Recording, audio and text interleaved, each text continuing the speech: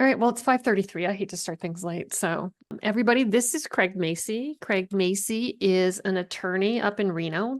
His practice also has an office here in Las Vegas, and he specializes in startups. So he and his partner are consultants to StartUpNV, and we actually have had referrals that we've made to Craig Macy, who then now we can't talk to Craig because he's representing the startup and not us on the other end of the deal. That's happened a couple of times. So very very trustworthy and really watches out for the best interest of the startup. So I'm going to turn it over to Craig. He can do his own background. And you know that you're getting the real skinny on term sheet terms and what to watch out for. He's going to give you some really good examples. So take it away, Craig. Okay. I'll get to a little bit about me. I have a slide that will tell you why, give you reasons to listen to me. And I'll sort of talk in detail then. I think what I'll do is I'll just kind of start in and then we can deal with a little bit about the me when I get to that. The I should have enough time to easily get through this. So to the extent anybody wants to be interactive or interrupt me, I'm completely good with that. We don't have to do like a raise hand thing or something, just blurt out. I'll try to pause now and then. I don't know how deep or familiar people are with things. And so if you've been through this a few times, I promise you're going to still hear new things. But if you haven't, don't hesitate to ask anything. This whole experience is a foreign language for people the first few times you do it. And it's tough to digest. There's some things you just simply cannot conceptualize until you've done it a bunch of times. You'll hear people talk and they love to throw words around. And I used to be in the Bay Area doing startups, and there were those startups that were really trying to be successful and add value, and then there were ones that the most fun and focus the founders had was to sit around and use these words and talk about these things. And you would go somewhere and all it was talking about their round and their raise and their money, and they just love to use the words, usually only half correct. And so but it is its own little secret language. And so it's good if you can start to try to consume it. I will be pushing on a little bit of it as we go through to sort of get to the fact that the terminology and the shorthand is kind of everything to understanding the quality of things. So I'm going to go ahead and share here.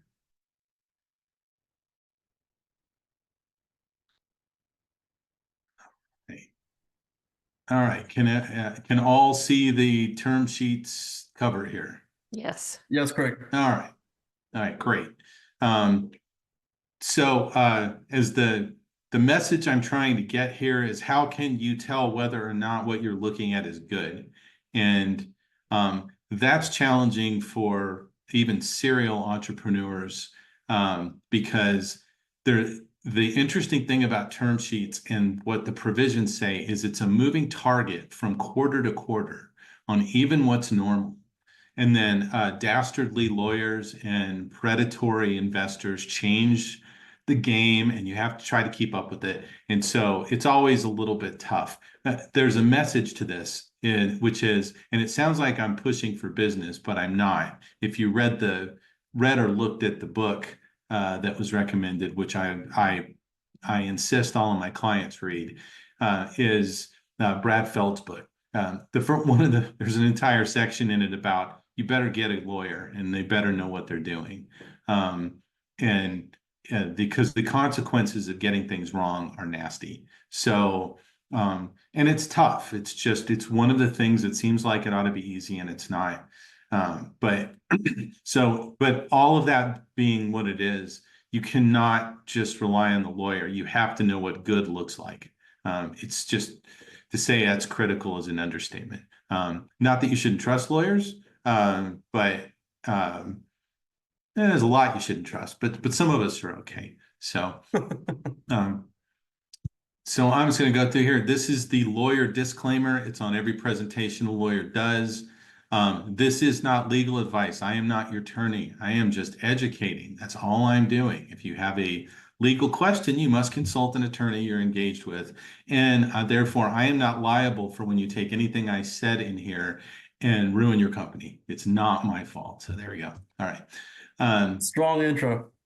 There we go. So now that I've done the classic butt covering, I'm not responsible lawyer entry, now I'll tell you all the things that I'm that I should be responsible for. So I like to context anything I'm doing these term sheet presentations with, kind of these rhetorical questions. Not really going to answer them. It's not as if there's a question and answer at the end about, well, you know, what is this? But it is the context for what we're going to go through here. And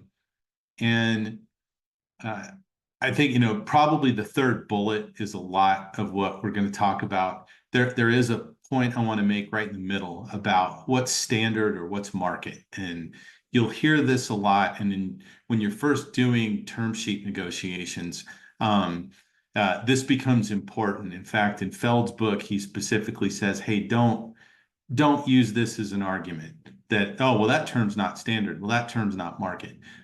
That's true. It makes you sound like, you know, a freshman at the game, but you do have to know what's market, because otherwise you don't even know what you're looking at is good or what you ought to be pushing on. And there's materials I'm going to point you to in here that can help you do that. But that does dictate a lot of this. So in the little subtleties that you're going to see that I highlight on various provisions, it's really all a market question in many cases. But you know, the most important part about the market thing is not, oh, I need it for negotiation, is you need to know when you get a term sheet from someone, if you should just stop right then. And a lot of the non-market terms that investors will put in tells you you're not, whether you're playing with a good player or a bad one. And so sometimes you'll see red flag provisions that you just go, okay, no one does this. Only predators do this. And I'm working with a predator. Should I even go one more day? I will waive my clients off. We get a bad term sheet and I'd say, just forget about it. Go somewhere else. It's not worth it. Yeah, but I really need the money. I go, well, do you want your company? Because you're going to lose it. So that it is an important question, but in some ways it's more about a red flag question. The other thing I'll point on, and it's not really part of here, but it's pretty important, is the due diligence before you get the term sheet. And always keep in mind that despite the fact you're going to work together, despite the fact that it's kumbaya at the moment, and they're going to put money in and you've got your company going, you are not on the same side of the table, and you're friends until the day you're not. And when you're not, it's really ugly. So, but everybody, an investor, having done this a lot, knows the importance of having things in place when a deal goes bad. And that due diligence before the term sheet is critical to them. So you have to decide, well, how do I control that? I mean, I have to give an investor what they ask for to convince them to do it, but in the same breath, is there things I should or could push back on? And there has to be a balance there. You're trying to get to the term sheet, not get to a closed deal. But that term sheet's going to define everything you do, and it's very hard to go back and fix it. So you have to be sensitive to that due diligence push as you go through. All right. So the book, The Gospel According to Brad. This has been the book for a long time. When I used to be at Big Law, I made the associates read this. I make my clients read it. This book knows more than 90% of the lawyers I work with on the other side of the deals. Everybody claims they can do these deals, and they can't, and they don't know squat, and they mess things up. I have a client now I just inherited. We're doing another round, and I'm looking at the past stuff that we have to try to fix and the things he has to live with, which now he is mortified. And this was a very, very large law firm where he spent $800 an hour to have his round done, and it's a joke. So you read this, you'll know whether your lawyer is any good or not. And if they don't know what you're talking about when you look at this, well, then you take a pass on them. Craig, a quick question for you. I think we covered this last week as well, but just in case, the second edition is a bit outdated, and even before Yes. the COVID era. My question is, how relevant, given that VC entirely shifted so much post-COVID era, how much is the information still relevant to today? So it depends how you read the book. And for me, this is a book to educate you on the nature of things, but it's not telling you this is how it works. This goes back to that whole market point. And I'm going to show you a slide of, Wilson Sonsini comes out with this assessment of, hey, what's the statistics on, participating preferred? And it shows what's in what deal. And you have to keep up. When I say it changes by quarter, I mean it, and by year dramatically. And so what was true then is not true. But this book, I wouldn't say any of it's outdated. But it depends how you're looking at it. If you're reading it and going, oh, well, these are the specifics of a deal, you didn't read it correctly. It's supposed to teach you how to, all right, I'm doing a deal. What should I be thinking about? What's the vernacular? What's the parlance? How do I play it through? How does an investor think about things? With the knowledge that, there's going to be some stuff in here anecdotally that's probably not applicable today. And there's going to be some new tricks that people use. Got it. Even the latest edition, when I looked through it, I'm like, it's got some updates and it's definitely better. And I still see things missing based on changes. Exactly. Okay, understood. Thank you for that. But read the book. Will do. So I still look at it. Just because I'm like, let me see. I forgot what Brad said about that. So, but by the way, just a quick side hint, Maggie, I think I may have gotten a free PDF version of the entire book. I can share that with you, and you can disseminate it if that's okay. If you'd like to, for the rest of the team, for the rest of the startup. And I'll pretend I didn't hear that for copyright infringement. So I didn't Exactly. All right.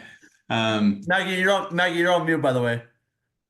Oh, I was going to tell them about the time that you did a whole thing on copyright and then we got shut down by who was it? So ABC, NBC, because he took a clip out of a TV show. Yeah. I had taken a clip out of Seinfeld and to do the presentation, and then she posted it, and they did not like that. I was like, oh, well, there you go. So it's a classic, do as I say, not as I do. All right. So this is the intro on me. Why should you even bother listening to what I have to say? So before I graduated law school, and instead of being a lawyer, I go off to the Bay Area, and for 10 years I do startups, not as a lawyer, but as a tech guy, serving in executive roles, working with VCs to get parachuted into things. First company we did went public. Some died, some got sold one to Oracle, drove one into the ground. And so I've lived the life backwards and forwards, and I was an entrepreneur for as long as I've been an attorney. I have been an angel investor. I'm not doing it as much now. I've been negotiating this stuff on all sides of the table for my entire career. I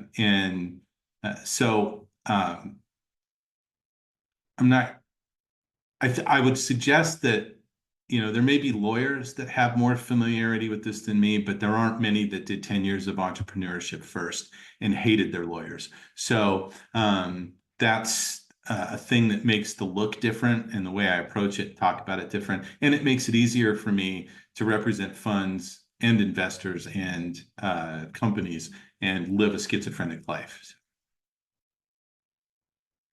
Okay, so there's a bunch of reasons why you need the term sheet, but probably the main item here is you're trying to decide what to put in it and what not to put in it. You'll see some people are like, oh, you only need a one-page term sheet. And then you look at other examples of ones like NVCA's model, which I'll point at, and it's really long. And there's lots of strategy on what you do and don't put in and how long it is and how you detail it.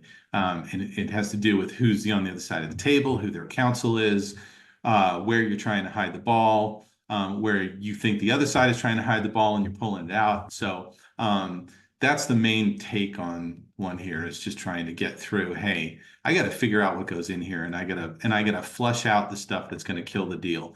What is horrible is you have a term sheet and you didn't flush out the non-starters, and you put a whole bunch of time and money and effort, and all of a sudden when you get the documents, there's something in there that wasn't in the term sheet but is part of the deal that you said, oh, well, I never would have agreed if I knew that this was going to be the case. That's the thing that should have been in the term sheet. And don't assume that, oh, well, all the other parts of it are good.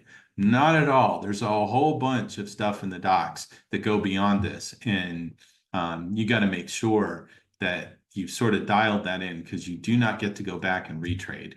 So it's kind of it's, it could be a few pages. It can be drafted without lawyers. It's a terrible thing. There's nothing worse for me than the client comes to me with a signed term sheet.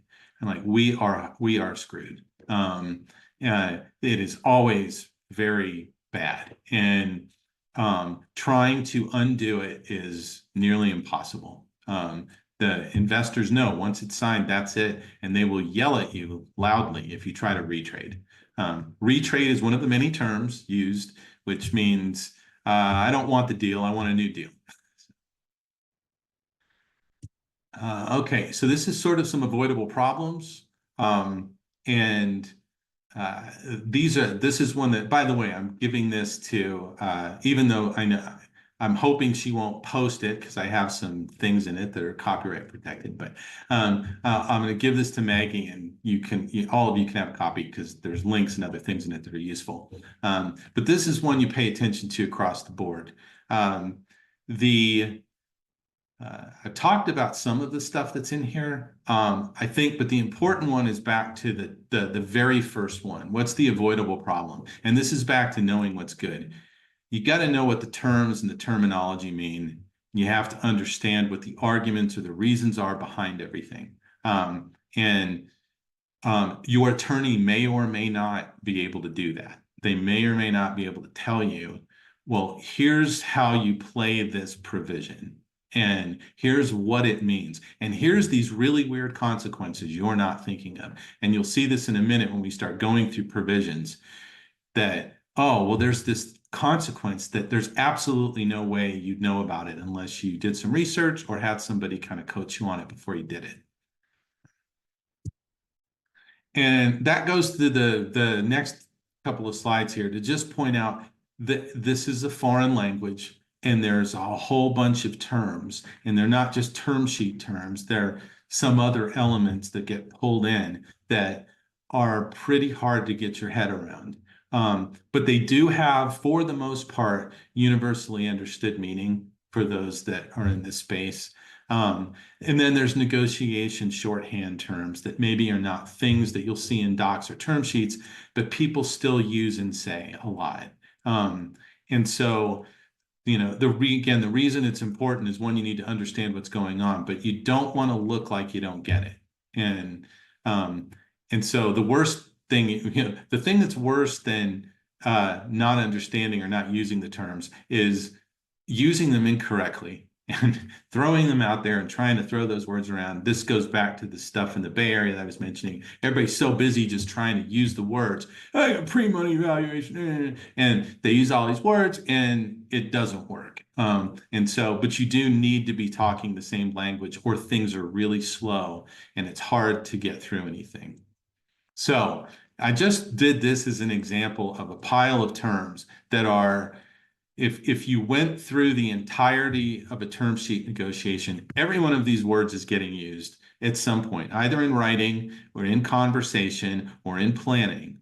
And when you don't know what they are, it slows things down, but it also means it'll be the first time you're kind of thinking about it, and that's a little bit too late. You have to think about it as you go through. I'm not going to walk through and define them all. I'd need about a half a day.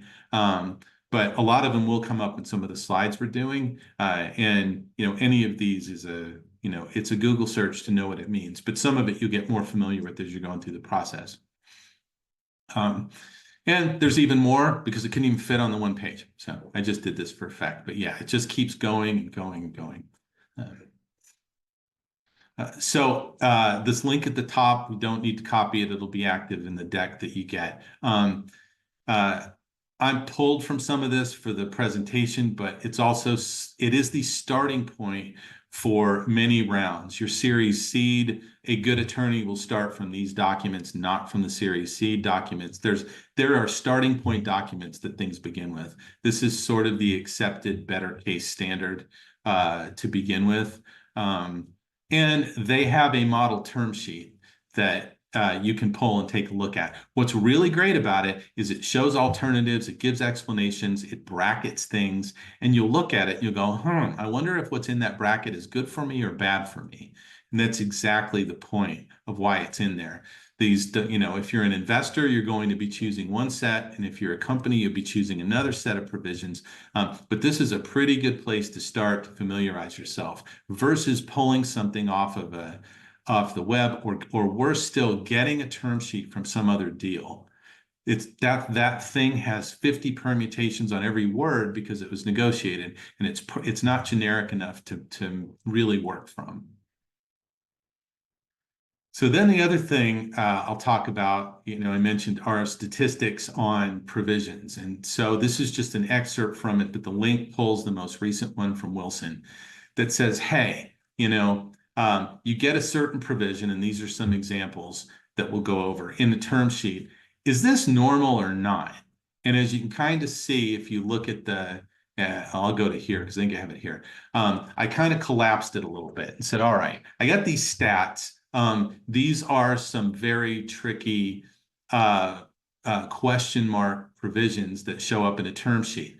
How, you know, should I expect this or not? Like, let's look at redemption and we'll go over it more, but redemption has to do with, hey, the investor gets to force you to buy back their stock at a certain date.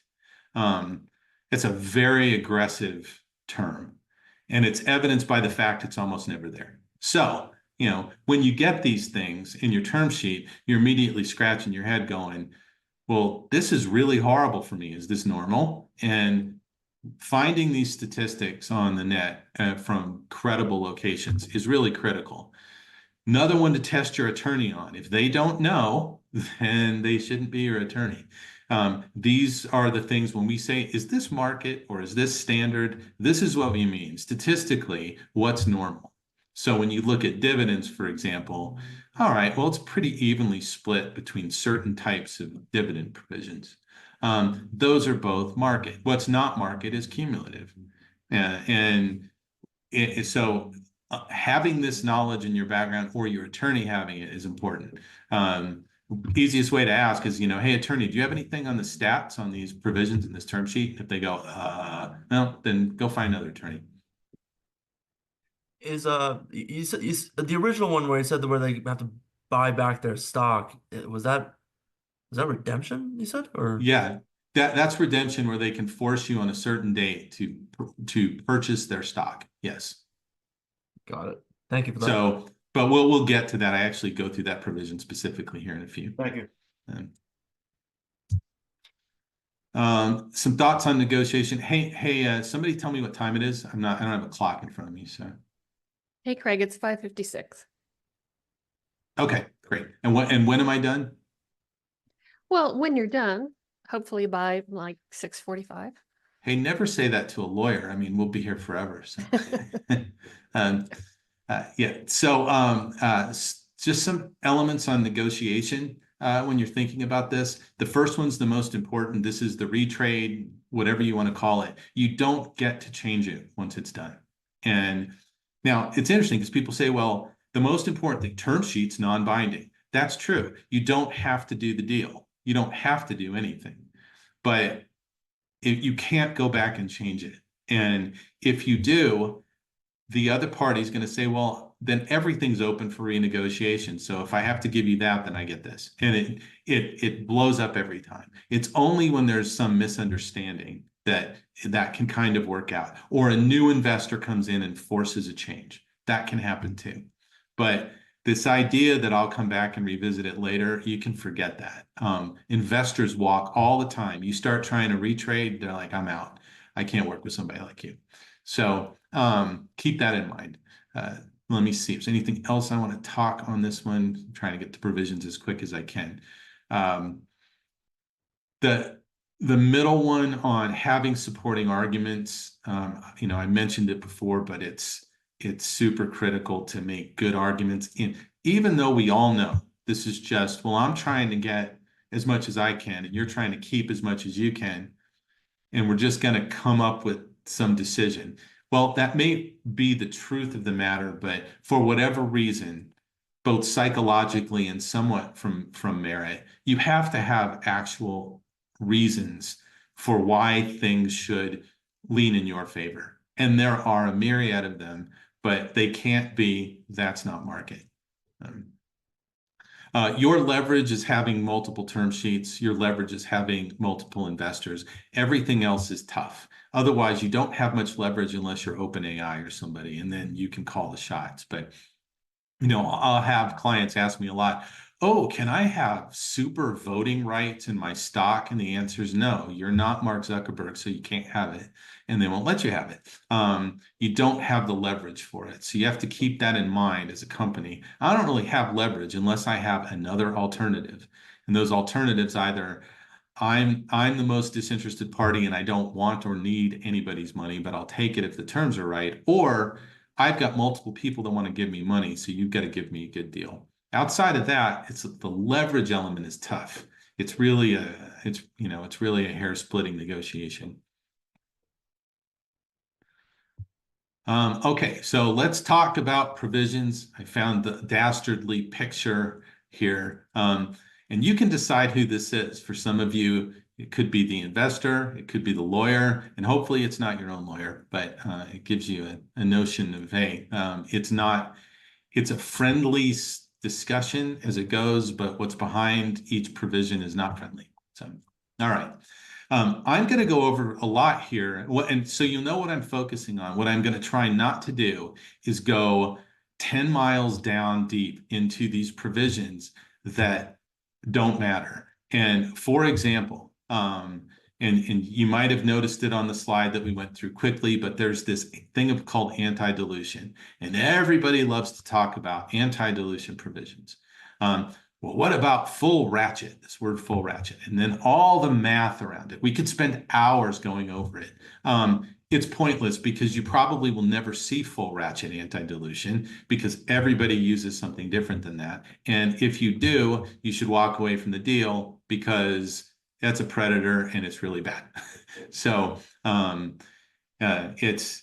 so we're going to stick with things that are either really common or people don't think so much about as, oh, well, that's not the really dicey, cool provision. Yeah, but it matters a lot. And then I'll tell you why. So one of the first provisions you see in these term sheets is, what type of security is it? And each one of these has very, very different benefits and or disadvantages. A smart investor does this strategically.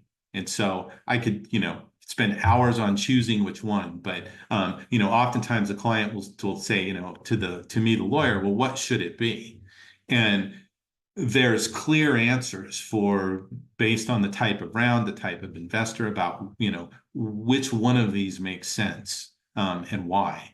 And so, again, beyond the scope of what we can get into, but they do matter a lot. I'll just give one example. Convertible notes are loans. And depending on the provisions, those loans may be required to be paid back within just 12 months. And those terms are sometimes kind of glossed over, but they'll call it calling a note or what happens at maturity. And depending on the note and how it's drafted and how it's negotiated, you could find yourself with an investor saying, yeah, I'd like my money back now. It's not supposed to happen that way, but it does. And I deal with it, fairly often. So, convertible notes are ticking time bombs in some cases. And But if you can get the terms in a certain line, then sometimes they work. Preferred shares, everybody will say, oh, well, these are called priced rounds if you're selling stock. And so they say, oh, well, don't do a priced round. It's more complicated and it's expensive and it's a pain and all this. Now, maybe not. Maybe that's a disadvantage. Maybe it's a disadvantage. It's worth it. But there's a whole bunch of questions around, hey, just what security is it? And can you push it on the investor? Can I really get the investor to go along with the safe? Or is the investor going to demand certain securities? I'm on a deal now that we're on our fourth change to what the security is going to be. That's not normal, but that goes to the point that everybody's playing a game of trying to get some benefit out of chosen security. Closing date seems like a simple thing. Hey, I want to close as quick as possible, and I want to get myself that money. This gets tricky. And I'm trying I'm going to red mark things as we go through here that seems like it's not a big deal and are actually really thought through. And so one of the questions that come up is, am I going to have multiple closings? Do I need to? Are there investors that are going to trickle in? So in Nevada, we've got Battleborn, that is a state affiliated organization that can match. They are notoriously slow for getting over the finish line. I had one deal that took a year for them to get the money.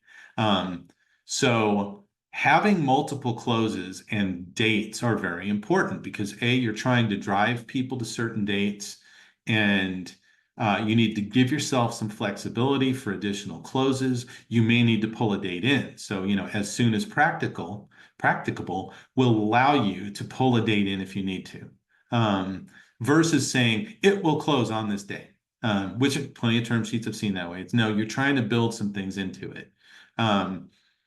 Now, are these dates religion? Absolutely not. They move all the time. Some of this is psychology and some of it's gamesmanship. Some of it is accommodating a straggler.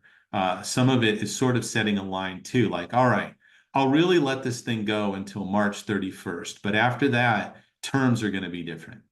And sometimes that's how it goes. You get to March, you get to your second close date, you got a straggler, and you're like, well, you don't get those terms anymore. Sorry.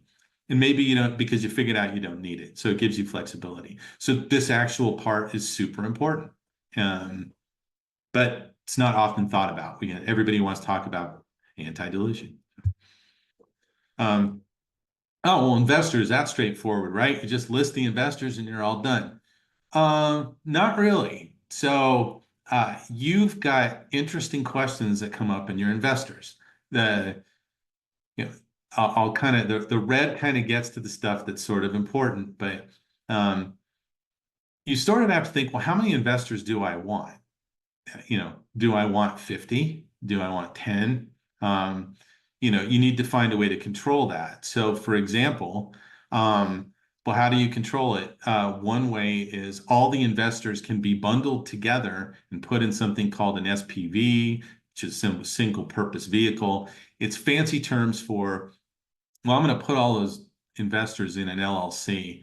And then the only thing on my cap table says, super investor LLC.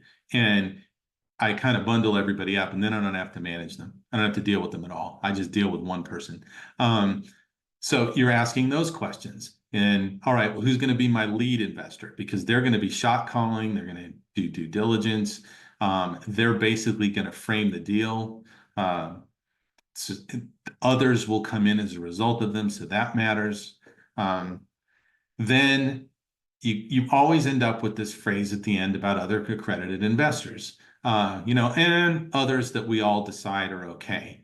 But nobody should unreasonably withhold that. Well, what does that really mean? If you're trying to control the number and you're like, yeah, I don't want anybody else in, and you'd say, well, why does that happen? Well, you're going to get diluted. So this might be a very expensive deal for you where your valuation's really low and you want, look, I'm doing a $300,000 deal. That's it, because I'm giving up way too much of the company and I don't want one single extra dollar.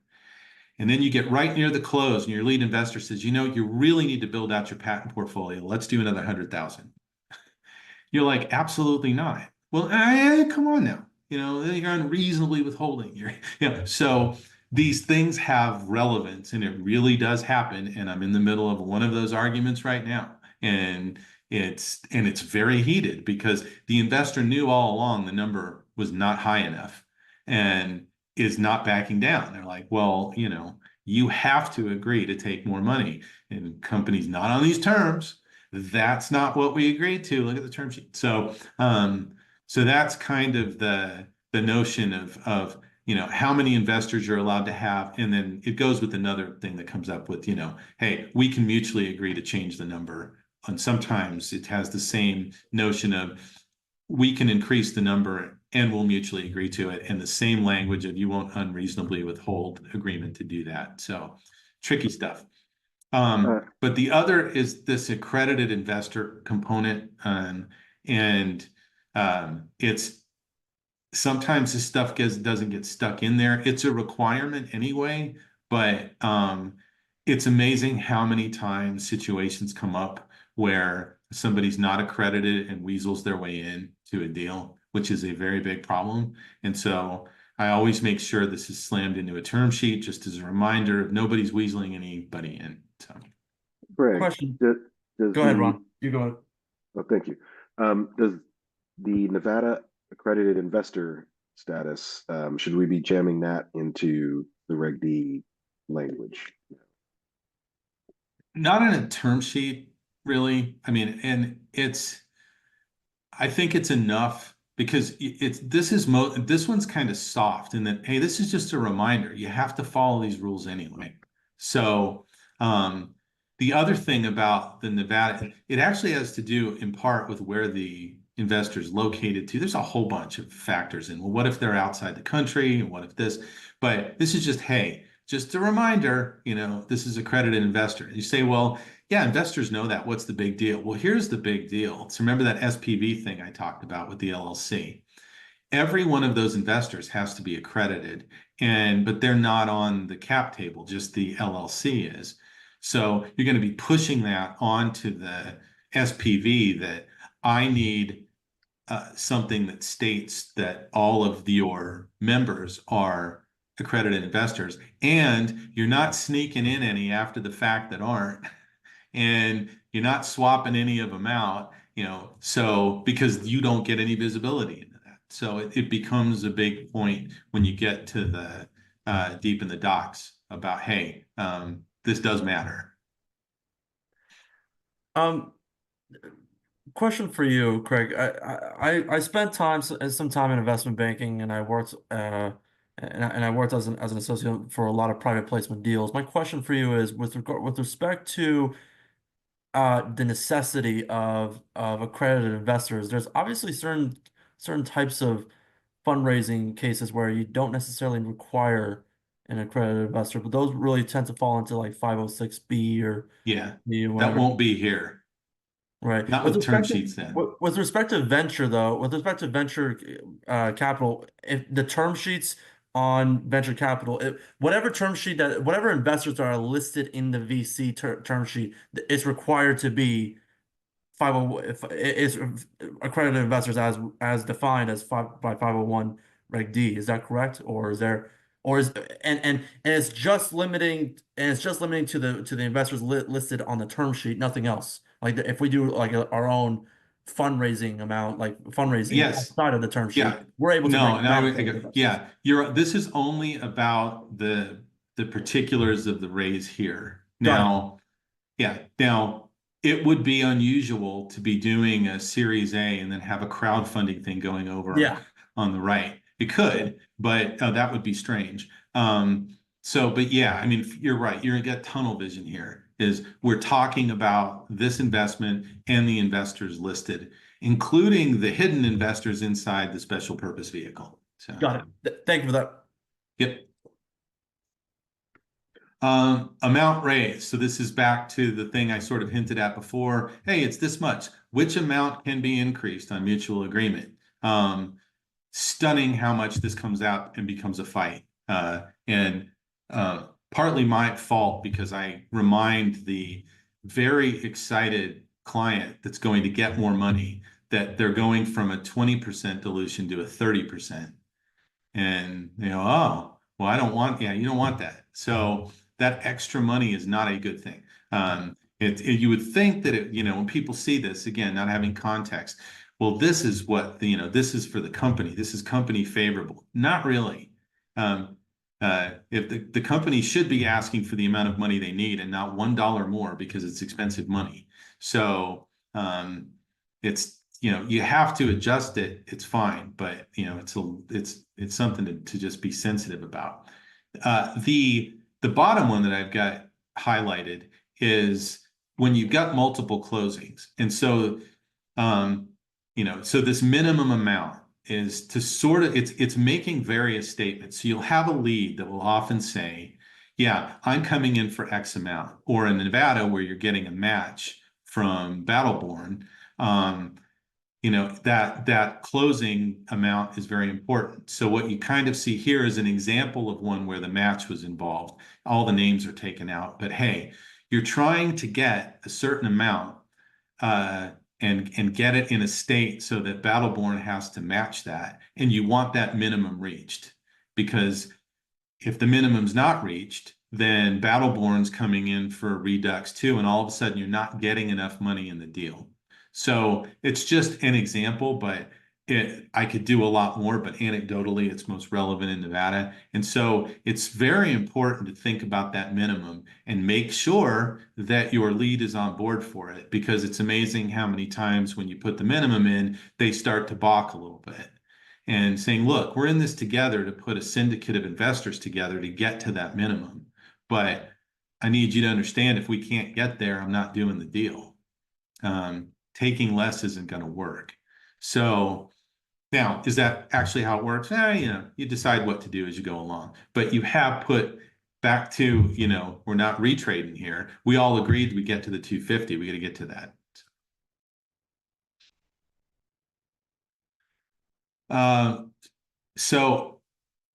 And this was in one of the earlier slides. You have all these control provisions. All of these provisions, there's things that have to do with the economics. There has to do with governance, with various flavors of control, some of which is board. I think there's a little bit of a confusion, and I'll point at some others that you wouldn't think are control provisions, and in fact they are.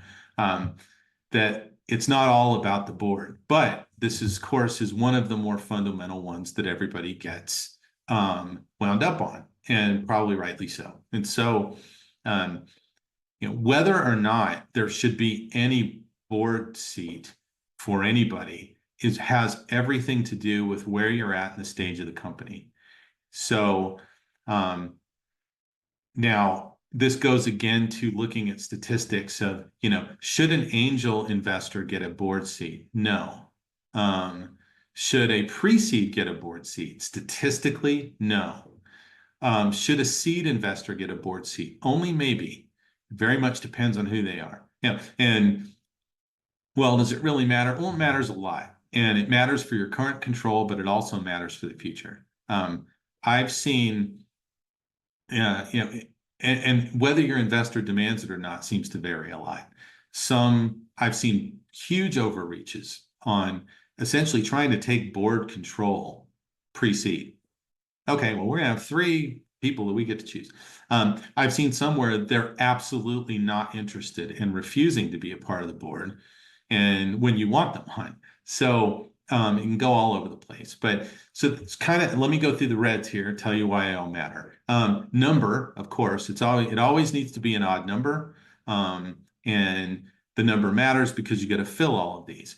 By fill them, I mean, you want to know who they are before you close the round. So why I have name highlighted everywhere is I hate closing a deal where we don't know who's going to get appointed to the board, because we might not agree. We might not like it, and it could be a big mess and a fiasco. So I want to know before the close who's sitting, and we need to figure all of that out.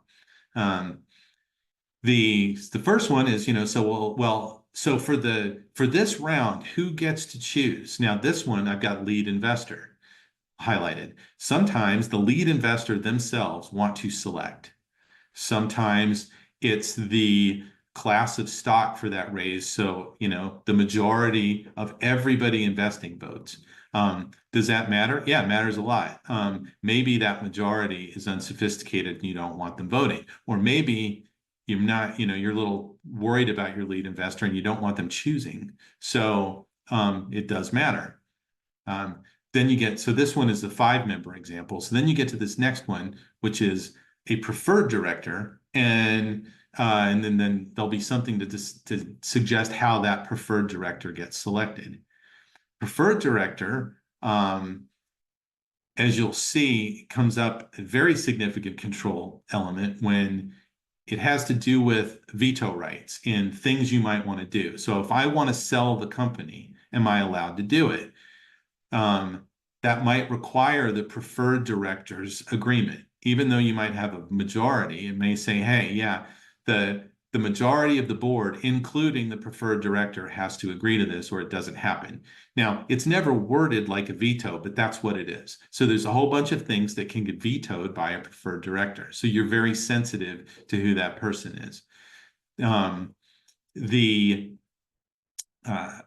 If I keep going, whether or not, in this case, because it's 5, you actually have a slot for the chief executive officer, but sometimes you don't. Sometimes it's just, well, there's somebody that the common gets to choose. In theory, the common having different interests than the preferred. And then what's most common is that, and this happens as soon as any round comes up where they have board provisions. You'll end up with an independent director because no one's going to agree to, well, I shouldn't say, at certain points in the company's evolution, they're going to say, well, I may not have control, but we need to be even except for the independent director. They'll be the deciding factor. Of course, then you have to choose the independent director, and that becomes its own strategic question of, all right, well, how are we, if I'm thinking company, how are we going to get somebody in there that is amenable to seeing things our way? So, this, a lot of times this kind of gets glossed over as everybody's like, okay, yeah, we'll just figure this out later. And I'm like, no, figure it all out now. I know it's a pain and you're thinking about other things, but it's important. All right, so this goes to the whole veto rights, which is usually a very long list. It doesn't change that much. This is something that's been pretty standard now for a decade or so. It's not evolving, but they are negotiated and the elements of these things vary. And so I just picked a few here to talk to. How am I on time? Somebody tell me what time it is. Greg, it's 6:21. You're doing great. Okay, great. So I'll talk about a few things in here. The first one is the ability to veto a sale of the company. And as you'll see up at the top, there's different ways this gets decided. And why it matters is, you get the majority vote of the Series Seed class, meaning of all the stock, they have to actually vote on this stuff. Or all of the preferred stock across all your raises might be the way the decision's made, or the vote that includes the preferred director, or some combination of these. Now, the part I get hung up on because I have to deal with it as the lawyer is some of this stuff is operational and some of it is sort of fundamental to the interest of the shareholder.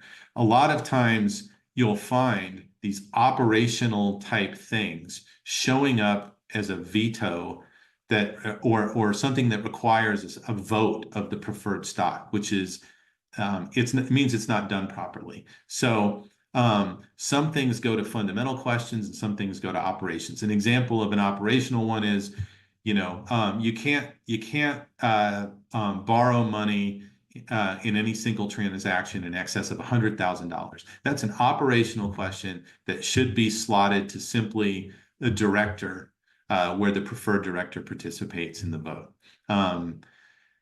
But then this other one, like, well, the sale of the company, that's pretty reasonable and standard to have that be a vote of the preferred stock or the class.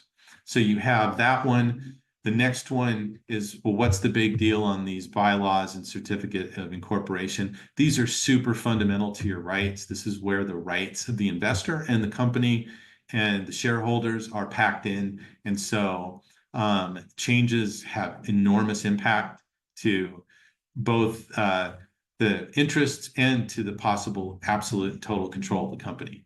So there's this thing about, well, it's adverse to preferred stock. That's language that goes in. Oh, well, I only have to do this if it's adverse. But then that leaves you trying to determine when changes are being made, whether or not they're adverse. Is this another thing that you're going to have to do fairly regularly? You do not want to have to go put it to a vote. You just need the preferred director to agree. Another example is creating new securities. So, and this can be strangely simple where you're like, you know what? I loaned the company a bunch of money, and we've all agreed, including the board, that it's okay for me to paper a convertible note for that. So I'm just going to paper this convertible note for the $300,000 I put into the company. Can't do it unless depending what this provision says and who you have to go get approval from. Same with increasing the authorized shares of the company, meaning, can I even give out any more stock or not? Do I have enough authorized? It can be a pain to have to go out and get votes. Enter new lines of business. And I put this one, this is interesting. So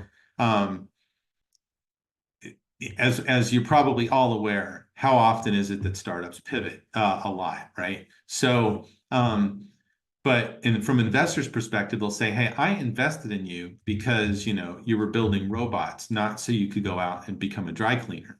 So I want some say in that. So there's the change of the business, which seems pretty extreme, but then you'll often see enter new lines of business. Well, gee whiz, I don't want to have to go out and vote just because we see a new opportunity and we want to do a new line of business. Again, you're back to, well, who gets that veto power? And then I put the last one in because notice it doesn't have any caps or limits, or this is the standard one you'll see. But then, well, wait a minute, what if I want to just, there's just like give the CEO a slight bonus. If it's worded this way, then you've got to go through this approval process. Probably something you want, again, to just sit with the preferred director. So it's these protective provisions, you don't just take them and say, oh, they're okay the way they are. You have to think about each one, if it works the way it is for you or for the company, and then push for an adjustment, like hire, fire, or change the compensation of an executive officer, including approving any option grants in excess of some number. That would be one way that things get dealt with. Hey, I want some latitude that the board can just decide to do it, and they don't need sign off from a preferred director. So here's one everybody loves to talk about. And again, it's back to the stats that you shouldn't see certain things, is a dividend. And I'm going to make it really simple. I gave these examples, and it's great to look at the term sheet, the example term sheet, kind of try to understand what it means. But think of it this way. Dividends are just this free money that goes to the investor. It's like an interest payment. It treats it like a loan. It just says, hey, I'm going to get 6% of what I invested every year. And so that, if you think about it, well, wait a minute, let me think how that works. So 6% a year, gee whiz, in 4 years, that's like 20% bump. And, it's one of these things that goes in, and then my clients that I've had for a while really regret the provision being in there. Now, you remember, and again, looking at the stats, it said cumulative, it's near zero. They're never heard of, and I'll talk about each one in a second. But the non-cumulative, which here would be the one that he's fixed, that's about 50% with, nothing. And the discretionary is nothing. So let me tell you what each one is. A discretionary dividend it says this, I'll basically get whatever the common gets, or it says, because if you know what a dividend is, it essentially says that you decide to pay a stockholder some money. All the stockholders say, I'm going to give the stockholders X amount. If the discretionary could be changed slightly, it could say, well, I get 6% a year on my investment, but you only have to pay me if you declare dividends. That's pretty common. Why? Well, because you then control it. The board controls it, is you can determine whether or not you're going to make that payment. That sounds pretty fair. That's pretty fair till you lose control of the board in year 6. And then the first thing the board does is declare a dividend. So they get paid out all their accrued money, and they just got a, 30% return right then. So it seems innocuous, but it's not as much as it seems. Then you get this fixed one that, yeah, well, you're just going to get paid the 6% a year, but it's not cumulative, and when declared. The cumulative one's the nasty one, though, and it's another one of those. I don't know if it's as much of a red flag, but it's close, where you see it in there, and it's not normal, and it's hard to justify that.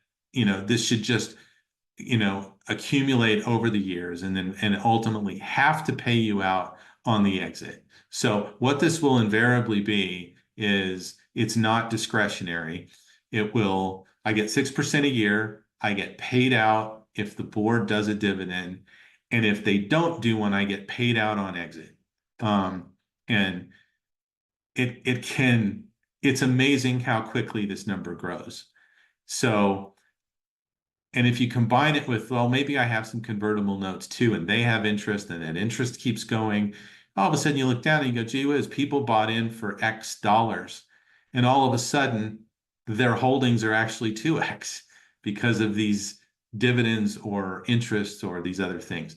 It's a heavyweight provision. It's one that you push back on pretty hard. But even the discretionary, you just have to understand that the compromise is not as good a compromise as one might think it is. I don't like these terms, but they're there a lot. Some investors insist on them, but know what you're in for is really the lesson.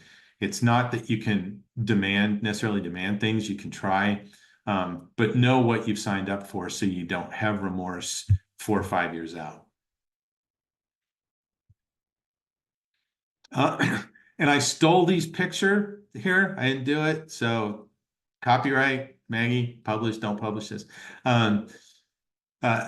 So another thing you'll hear a lot about is a liquidation preference. I'll give a short answer on it is there's almost always a liquidation preference, and 1X is completely normal. Basically says, I get paid back my investment before anybody else gets paid. On a big giant exit, nobody cares.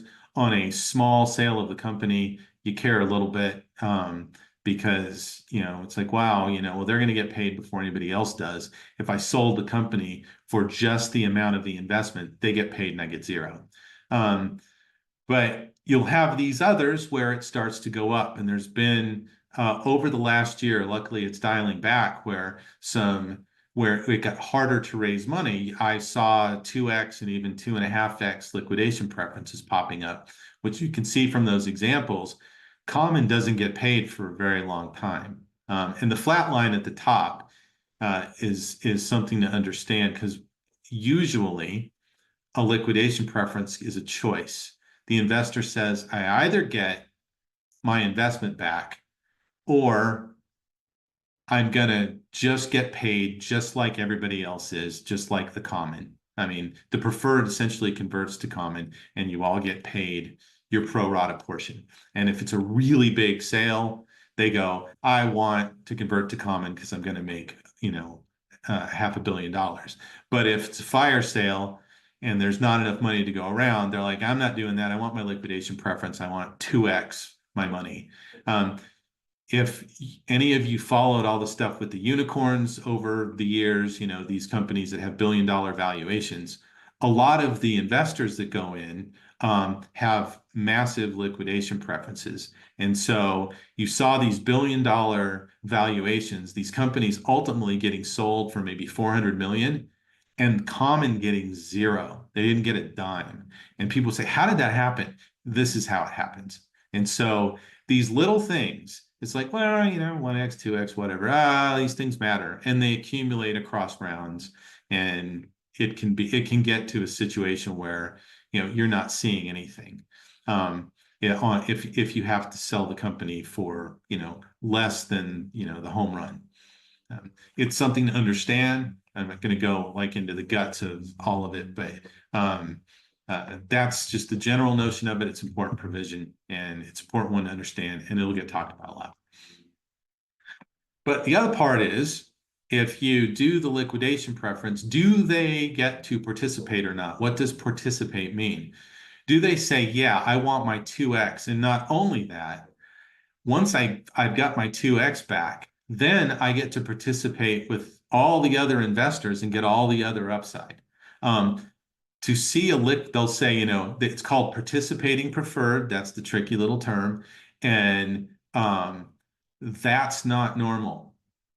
It's another one of those who, when you see that, lots of investors will see other investors do it and go, you need to get away from that person. Or you need to get, or why did you do that? Do you not understand how this works? So, but there's variations of participation, and there's non-participating, which is by far the most common. There's full participation, which you almost never see unless somebody gets smoked by a predator. And then there's the one in the middle that's, well, yeah, but there's a cap. So you can participate, but only up to a certain point. So you'd say you get your liquidation preference, and then you can participate, but only up to X amount. So if you see participation, you always see some version of capped. I haven't seen a full participation term sheet except from a horrible private equity deal. So, private equity is dangerous. Watch out. They are very predatory. So, this is just some more pictures. Again, Maggie, I stole them. Don't publish. Why do you keep telling us that? Because I can do that here. I am allowed to show you the pictures, but you can't go out and do anything with it. It's the same as we're going to share this with the people who are registered for the course. Well, then we got to take the pictures out. So, I mean, I can't spend 2 days recreating these pictures. So okay. But you can share them with the people. You just don't put them online. People come. If I'm at a university and I'm teaching, I can put all this stuff in it, and then the students can have it, but they can't do anything. They can't, don't go out and use it. So, all right, I'm gonna blur these in the video. Okay, that's fine. Okay. Are we witnessing an honest lawyer? a very well, I'm an IP lawyer, so I'm hypersensitive to don't steal people's stuff. You can use it, but don't steal it. So so this just gives some pictures to help you. Again, this is and the reason I put it here is it's about conceptualizing stuff, because how many times in your life are you really going to have to make the term sheet decision on liquidation preference? I don't know, maybe 3 or 4 at most. And how many times is it going to be problematic? Maybe never, but it's still, so this is just, well, how can you conceptualize it? What does it look like? And this kind of gives you the view of, well, how do these things happen? The last one, if you look at it and you're like, well, wait a minute, you said non-participating. Shouldn't that line just be flat all the way across? Well, the actual example here, and this is pretty common, is, yeah, I'm not participating until we get to $100 million return. And then I want to participate after $100 million. That's what you're kind of seeing there, which is very reasonable, right? It's non-participating, but I think this is so big that I want to participate after 100 million. Okay. Pro rata rights.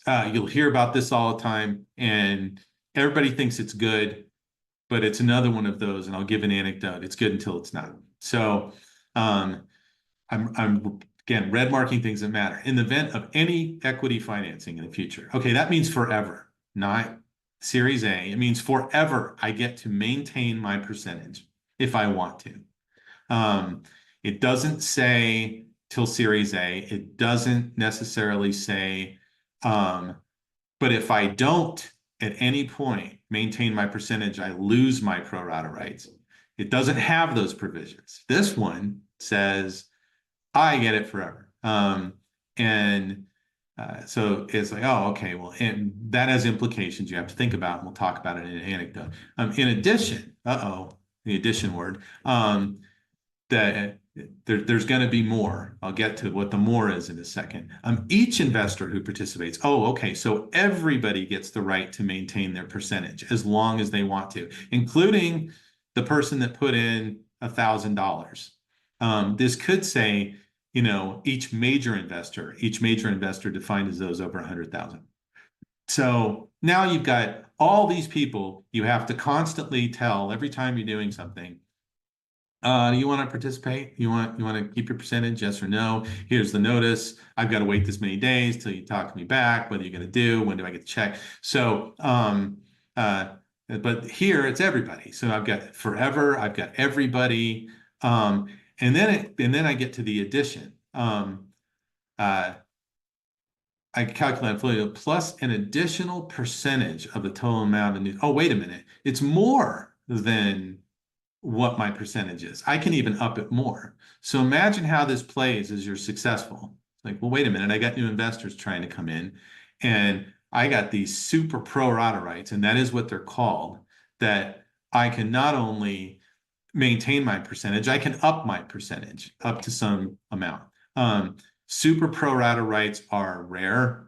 Pro rata rights are common and demanded in many cases and expected, but you have to understand the implications. And so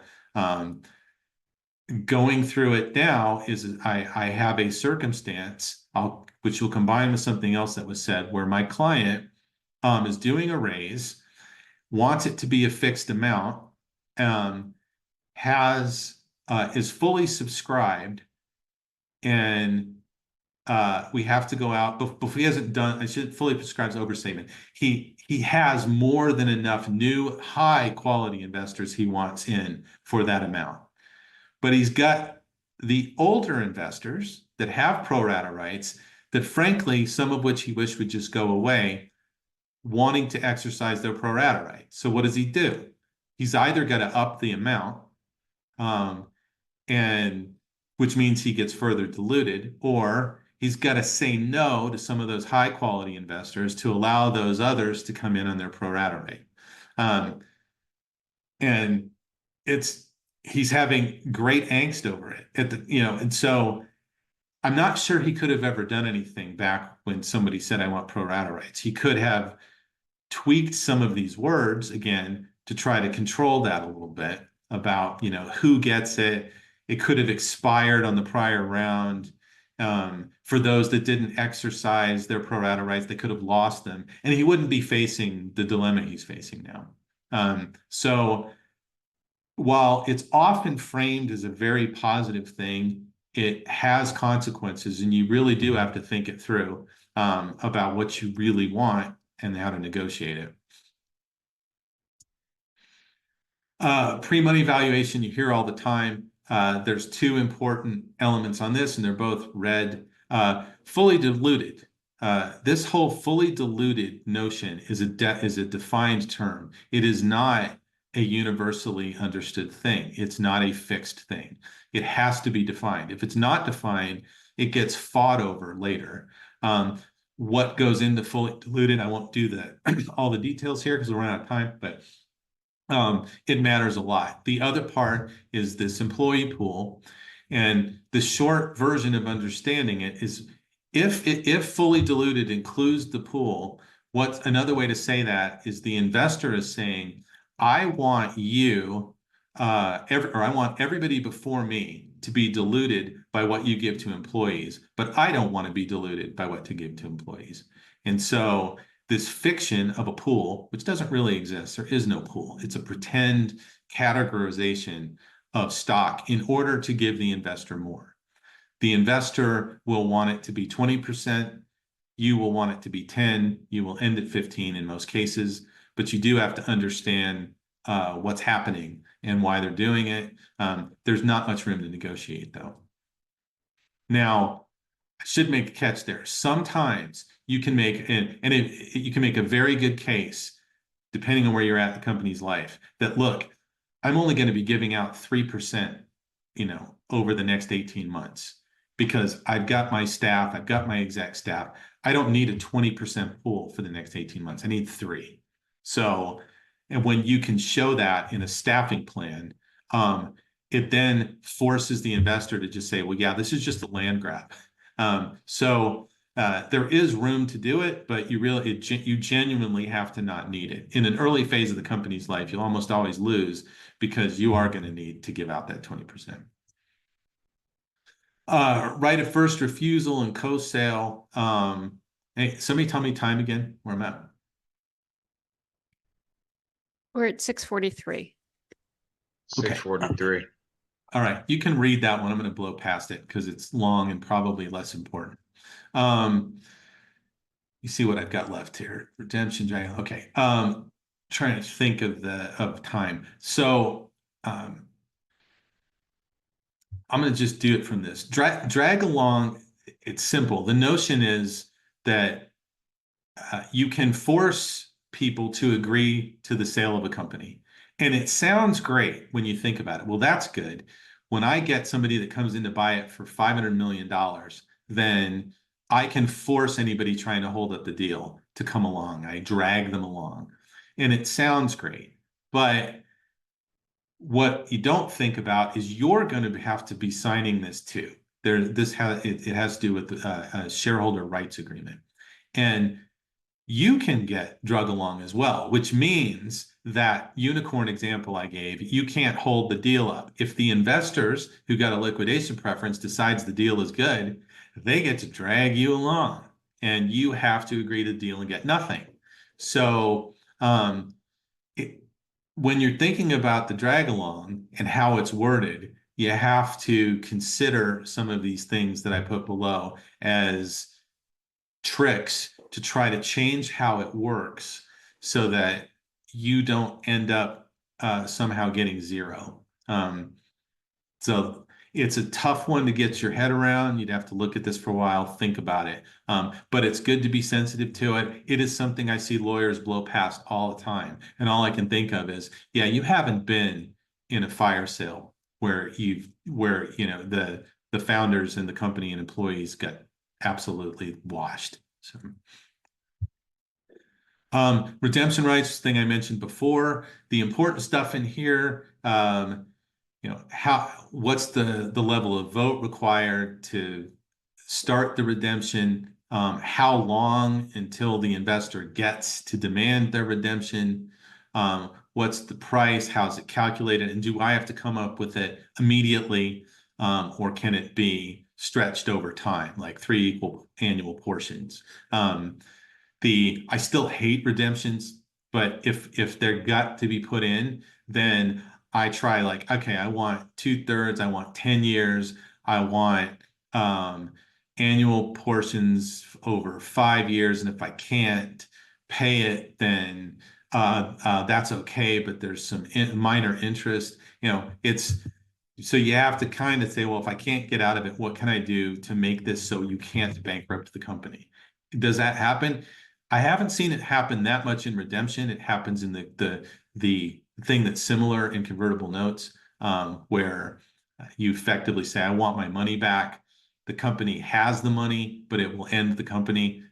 They say, I don't care. I want my money back. I don't believe in you anymore. And that's the end of the company. Have I seen it? Yep. Same thing could happen with redemptions if you don't have provisions that make it work. Anti-dilution, I mentioned, I don't think it's worth talking about, but here's some stuff you can look at to conceptualize it.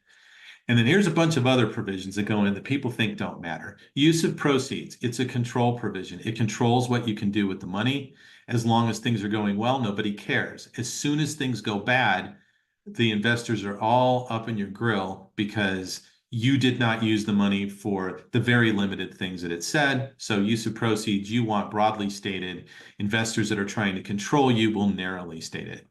Founder revesting. Sometimes there'll be a provision that says you need to give up all your stock and start vesting all over again. That is not normal, but there's a compromise. Well, how about half of your stock starts on a vesting schedule? It really depends on where you're at in the company's life, but generally you don't see whole revesting. Another you'll see is LP participation. Sometimes back to that investor clause, they'll say, and the limited partners of some fund get to participate individually. And next thing you know, you get 15 people you don't know and you're not sure of on your cap table. Probably not what you wanted. Most favored nation is a clause that you'll see often that says, if you do a better deal after this one, I get those terms. There are reasonable versions and unreasonable versions. Should that last forever? Absolutely not. It should probably expire on the next preferred round. Employee stock option vesting. This is a weird one, and it started showing up. I think it's even in the NBCA docs. It's, employee stock will vest on a 4-year vest, 25% the first year, and then dragging monthly after that. Well, I don't want my investment documents telling me how to do my vesting. So I would suggest it's a terrible provision. I don't agree with it. And it has to be approved by the board anyway. So it's a strong control provision that's really handcuffing you on doing creative things. Sometimes it will require you to personally sign non-compete agreements. You need to think long and hard about it, although there is a trend away from even them being enforceable in an employment context, but there'd be a big open question about whether it would be enforceable here. I probably just, depending on circumstances, I push back pretty hard, or I'd look for some kind of concession on, well, what do I get for it? And then capitalization, you're often asked to put the cap tables in, completely normal, and to show pro forma, which is what is it going to look like after, what's going to look like before. A normal ask, it's not a problem, but you be aware of it because it's going to show a lot of things. Now, some of the discussion there will be, well, can I just do a summary version? Because I really don't want to put every investor's name in a term sheet. And that's a reasonable negotiating point. Okay, there we go. I know I went a little bit over, but I tried to keep it in. So I will, anybody questions, comments, arguments, refutations, criticisms, jokes? Craig, quick question for you. If you can go back to the prior slide real quick. Founder revesting, I'm sorry I missed this, but that goes back into the employee stock option vesting and that being a terrible clause and provision to add in an agreement. My question for you is, how often and common is RVCs, frankly, at least in the seed round or maybe even earlier, or just in that realm, how often are they, how common is it for them to demand adjustments and set vesting periods for a certain amount? Yeah, it's a that great you haven't question. already set up. That you haven't already set up, you know?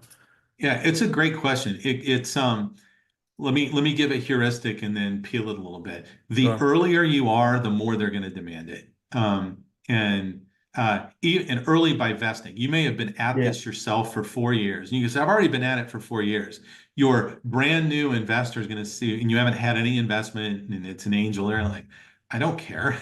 I mean, but you need to vest. The other part is, and this is fair to a degree, is if you've got 2 founders and they're both fully vested, you can have what's called dead weight on the cap table. Another one of the terms is, well, what happens if Bob leaves today? He just walks away with his stock. This is to protect everybody. But so it's kind of a back and forth discussion, but it is very, very common in the earlier rounds to demand some degree of revesting if you're fully vested. What I usually say beforehand is, look, before we go in and do this, let's go ahead and do it ahead of time, but do it somewhat favorable to us. Like, hey, let's go half. Let's set up a vesting schedule where you're half vested. It's good for you two as founders, or 3 or 4, whatever it is. But it's harder for the investor to go, oh, well, I want it to be a third. They don't usually do that. Just take it the way it is. But if it's blank, then they have a chance at anchoring at something that's less favorable. So Okay. I actually have a friend who's going through the revesting right now, and he's in the latter camp where he's fully vested. The company has been around long enough that um, all the execs are fully vested, but the KPIs aren't where they need to be. So yeah, the new investors are negotiating revesting, to keep everybody around, and they're basically like, look, if we're going to put money into this to accelerate, your KPIs, then we expect you to be around. So yeah, yeah. I would definitely say it It's happens. it's it's a tricky conversation because the opposite view of it is you need to make sure that your employees, in particular your founders and critical players, are properly incentivized. Right. The negative view is I'm going to take away some of your stuff and trickle it back to you. The Yeah. other way of approaching it is I'm going to give you more. I'm going to give you stock options. Now, that means the investor gets diluted by it, but it's like, well, if but then you bring up your example is perfect. Well, what if the KPIs are bad and it kind of saying, look, you haven't delivered. Well, that's how it kind of goes. But there's that two different views of, are you supposed to get more, or are you supposed to get stuff taken away from you and then given back later? And the later the company gets, the harder it is to process that ask to make any sense of it. I don't see revesting happen after Series A, Mhm. not in my world. Understood. Understood. Thank you for that. Very appreciate it. Yeah. Any others? Questions?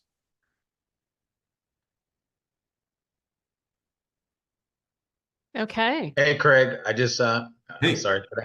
How you Hey, doing? Sal. Good. Hey Maggie, how you doing? Good. Thanks, Craig. I like you, Uh-huh. man. I like you.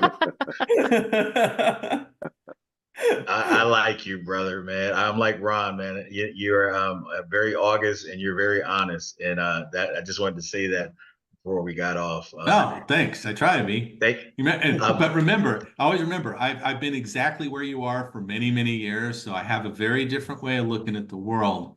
I'm like, yeah, I've ate it a bunch of times. So Yeah, you're definitely you're giving as the kids say, it's giving empath. You're very empathetic to giving that is impact. that. That is absolutely true. Yeah. So I'll give you one very short anecdote. And it's worth it because if it happens, and it'd be surprised if it does. If it happens, you're like, oh, geez, this is exactly what he talked about. But so one of the startups I was with, we discovered that we had a problem with our technology, and we were trying to close JVC, and if they discovered the problem, there's no way they're going to close it. I won't go into details, it'll take too long, but we're like, and this is a bunch of Stanford people, and we're all like, how do we invent our way out of this?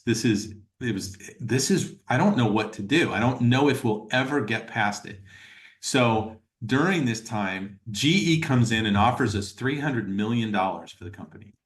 300 million. Okay. And our lead investor was in for close to 100 million. And so they're sitting on the board, and we're like, yeah, we got a 300 million, and we're at the board, and we're like, look, this is our only out, because if we don't like perform some kind of inventive magic, which there's no guarantee, we're going to get a zero, because JVC is eventually going to figure this out. And they're like, it doesn't work. So so we say, what do you think? And the lead sitting in the board meeting, he's like, we're not taking it. I'm like, what? It's $300 million. He goes, yeah, but we've got 100 million in. We've only got 2 companies left in the fund that are alive. If this isn't a $500 million deal, we're not doing it. But you do realize it's going to be zero. I don't care. I mean, 300 million, it's the same to us. We don't get enough out of that to raise our next round of our next fund. So go back to them, get a $500 million, or we're not taking it. We'll roll the dice that you guys can invent your way out of this. And guess what? Deal didn't happen. And the company many, many years later, when that lead investor ended up getting zero money and becoming a zombie fund, a very well-known fund if you're back in the day. And it sold to Sony for $40 million. And only the last couple of investors got any money, the liquidation preference thing. And I don't have love for large VC firms at all. They will sell you out in a second without thinking twice about it. So it's a, you know, it. So I absolutely empathize. It's you know, I've had bad dealings with private equity. I've had some bad dealings with large VC firms, and I have certain challenges with it. Now, are they all bad? Of course not.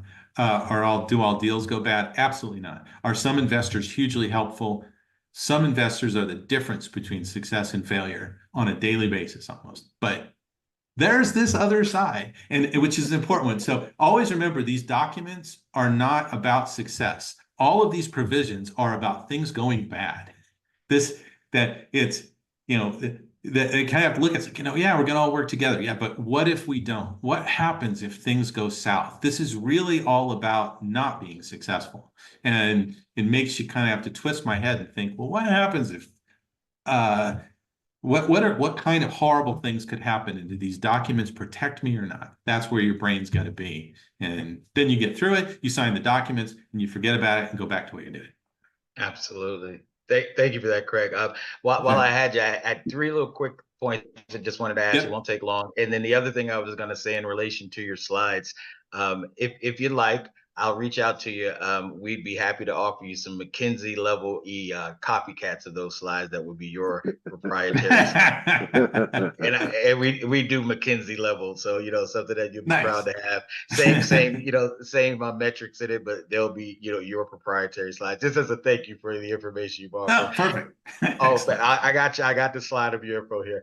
I'll definitely reach out for that. A quick question. I was just wondering, will you be able to offer any guidance in relation to all this that we're talking here? The sandbox that our company, Charge Edison, is looking to play in and currently plays in, those sandboxes would include, but not limited to, definitely looking at Reg A crowdfunding as an option for fundraising. We're definitely we live in the space of being opportunity zone, qualified opportunity zone business. So that's and a VC alternative, because we too hate VCs, large VCs as well too.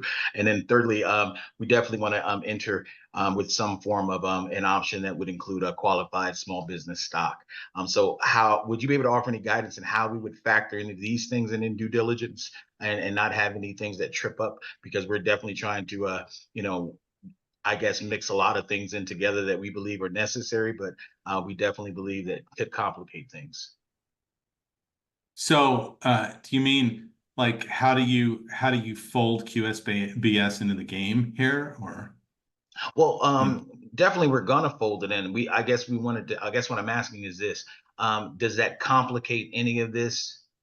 Especially when we're talking about, because what I got out of this, what I gathered is you definitely placed a lot of Easter eggs in here to make sure they're there in the event that something may happen. And that's just, I think, as a result of the experiences that you've had, and you're trying to make sure that, you know, we don't have those same experiences, and you're booby trapping our due diligence. And I appreciate that. Yeah. So in relation to that, that's what I just want to know, how do we fit in? Yeah, well, the QSBS is a good question. I don't know if this will answer it or not, but you know, does QSBS matter here? It sure does. So the SAFE document actually I think it's mostly notes. I don't think they put it in the latest SAFE, but in convertible notes now, you usually have you know, some rep or warrant that you're going to, as a company, preserve your QSBS status to the best of your ability, and that you have not done certain things. Yeah. Back up a second, and qualified, explain it for those who may not know what qualified small. Go ahead. Yeah. So the short answer is it's called qualified small business stock. Everybody in QSBS is the term. And the short version of it is your investors, if you maintain your status as a qualified small business, and then the stock that was originally issued to them has to be an original issuance, means it went to them. They get tax-free $10 million of gain. it is a fundamental key component of investment to be able to rely on that QSBS status. So, but the key, I said there, you got to preserve that status. And what kind of things jeopardize it? Well, I have a whole 2-hour presentation on that. That is the most boring thing ever in life. But not to me, not to me, not to me. Yeah, but I'm there's the one guy, not to me. but there's one really key element, and guess what it is? Redemptions. You can blow QSBS status through stock redemptions. Now, there's some subtleties to it, and there's some things that don't blow it. But again, going back to, well, there's that redemption language in there. Yes, you can actually have redemption language that, if it were exercised, would, in fact, forfeit QSBS status. So Wow. it does matter. And these are, I use that in negotiations, and sometimes I fudge it by making it sound, without explaining why. I mentioned, QSBS status can be lost based on redemptions. I really don't want this redemption provision. Now, maybe the provision wouldn't have actually been a problem because it was founders only, and you can redeem founder stock. But I'm like, well, I still get away with it because, they didn't ask the right question. So, you use it as a non-essential contingency. I love that. Right. So, but it matters. It really does matter. Yeah. And there's other things. So yes, it is relevant to this. You fold it in. You have to think about it. You don't usually have anything in a term sheet about it, but how things are actually implemented can impact that status. And it's a great negotiating tool when most people have no understanding, and nobody wants to have the understanding of how it works. So thank you, Craig. Maggie, I told you I like this guy. Thank you. We have good people that work with us. You're good people. You know good people. You do. You're good people, so you know good people. That's right. Any other questions for Craig before we let him go? Craig, I don't have any questions, but I'm creating a legal tech startup, and with one founder that is actually with my co-founder who is actually based in Reno. So love to have a chat with you offline about this and sort of what we're going on, what we're doing, and just love to pick your brain a little bit without having to Sure. cross too many boundaries before having to, but ultimately to fulfill a good lasting relationship long term anyway. Sure. And I make this offer to everybody when I do these with Maggie is in the real world, you don't bill people for conversations that you have. You meet somebody for coffee, you have a phone call. You don't press the clock and send them a bill. So if anybody, if you want to have a chat about something, you have a question about something, I get those quick phone calls, or, text is even better. That number there is my text, my mobile number. Feel free to say, hey, ask me a question. And if I feel like it's like, hey, you're asking me to do 6 hours of legal work, I'll yell, right, obviously. But, other stuff, I talk to people all day long, just like any other normal person does. And it doesn't mean I have to bill you for it. So, if stuff comes up relating to this, you're like, I was thinking about what you said, and I'm looking at this term sheet, I don't like this. I'll say, yeah, well, I'll tell, I wouldn't like it either. Here's an argument you could use. So. I appreciate that, and I will email you later tonight, and we'll maybe set something up for something in the near future. Sure. Perfect. Thank you, Craig. Appreciate it. Yeah, good stuff, right, Craig. Thanks a lot. Sure thing. Excellent. All right, Craig. Thanks everyone. Thanks for coming, everybody, tonight, and Yes. You'll get the recorded version with blurred charts by Friday. And now, Maggie, like the next one I do, it's just going to be absolutely saturated with copyrighted material from beginning to end. So that I can really worry about the blurring. Okay. Thanks, everybody. Next week, we're actually going to dig into our due diligence questionnaire. When I sent it over to Craig, he said, well, this is more like a Series A questionnaire. And the reason for that is that we're teaching people how to do due diligence for the first time. And so we're very thorough, but we actually don't require that everything be returned. So I was asking Craig to say, like, what are the most important things that we really need to work on here? But we've been doing it for 4 years. So I wouldn't actually mind reducing some of the questions, especially the ones that nobody seems to answer for the last 4 years. All right. So we're going to dig into financials and corporate due diligence next week. Perfect. All right. All right, guys. Thank Maggie, you.